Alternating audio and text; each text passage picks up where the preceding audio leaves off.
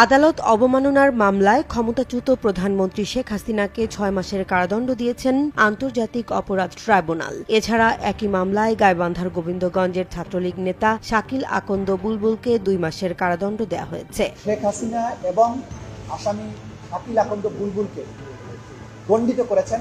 আসামি শেখ হাসিনাকে ৬ মাসের বিনাশ্রম কারাদণ্ড এবং আসামি শাকিল আকন্দ বুলবুলকে ২ মাসের বিনাশ্রম কারাদণ্ডে দণ্ডিত করেছেন। ২ জুলাই দুপুরে বিচারপতি মোহাম্মদ গোলাম মর্তুজা মজুমদারের নেতৃত্বে ৩ সদস্যের ট্রাইব্যুনাল এই আদেশ দেন। আইন অনুযায়ী এ ধরনের মামলায় কোনো পক্ষের জন্য সরকারি খরচে আইনজীবী নিয়োগের বিধান না থাকলেও ন্যায় বিচারের স্বার্থে শেখ হাসিনার পক্ষে একজন আইনজীবী নিয়োগ দেন আদালত।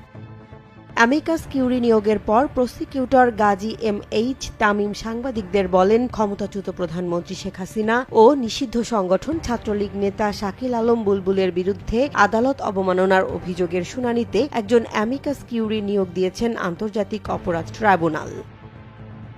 জুলাই গণ আন্দোলনের ঘটনায় দায়ের করা মামলা নিয়ে দেয়া বক্তব্যের পরিপ্রেক্ষিতে শেখ হাসিনা ও ছাত্রলীগ নেতা শাকিল আলম বুলবুলের বিরুদ্ধে গত ৩০ এপ্রিল আদালত অবমাননার অভিযোগ দাখিল করেন চিফ প্রসিকিউটর। সেদিন ট্রাইব্যুনাল অভিযোগ গ্রহণ করে ১৫ মের মধ্যে অভিযুক্তদের জবাব দেওয়ার নির্দেশ দেন, কিন্তু ওই দিন কোনো জবাব দাখিল না করায় তাদের ২৫ মে ট্রাইব্যুনালে হাজির হওয়ার জন্য নির্দেশ দেওয়া হয়।